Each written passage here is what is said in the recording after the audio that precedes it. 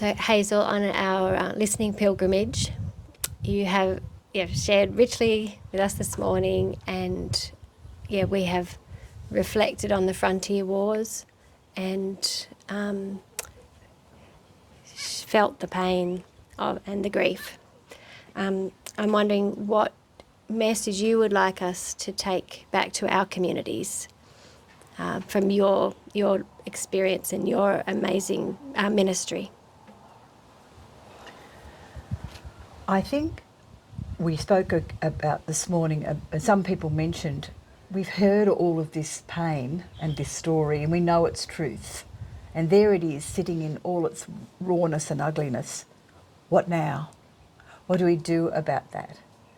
And I think that's the deep nature of lament, to name the truth. And as Ruth said, to go to Good Friday and then spend some time on Easter Saturday not racing off to the conclusion and, we've done that now, done and dusted, let's move on. So yes, we do need to sit with the pain, we need to sit with the truth, but we need a mechanism of resolution, of release. We need to allow people to find an exit place, and lament takes people into a deep naming and deep sorrow, but then it looks to the God of hope. It looks to the notion of hope. And hope doesn't say things are resolved. Neither does faith. Faith is the hope of things unseen. And so we are not a people of despair. We are a people of hope. We are a people of the resurrection. And so what Making Peace offers is that people hear what has happened. They come to terms with some of the really harsh things. And for a lot of settler people, that means that we suddenly wake up to find out that we've been told the wrong things for a long time. And we've been, like mushrooms, pardon the pun, but grown up in the dark and fed compost. And that puts us, what do we do with that? We find ourselves stuck. I wasn't there, I didn't kill them, I didn't pull the guns, I didn't do the shooting.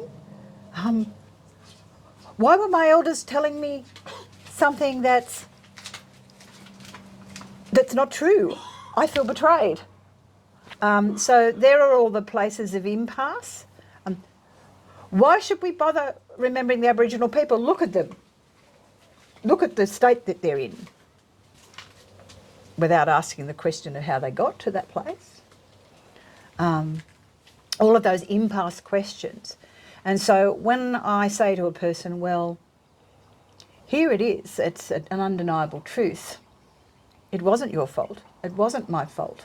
But we find ourselves in this place of pain. What Aboriginal people ask me is that could we please just remember that those people who fell on country were loved like you and me, which are the words of the anthem. And we want you to say, lest we forget.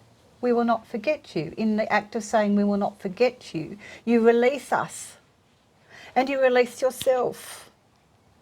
So we make it too complicated. The simple act of wearing a P and saying, I understand and I weep with you and I'm sorry I wasn't there. I can't fix it right now, but I can have the voice of one, the power of one, and I can wear the P and say to people, I'm wearing this. It's an acknowledgement flower of what happened in our past, and it's just a flower that will bring us together. It's fairly simple.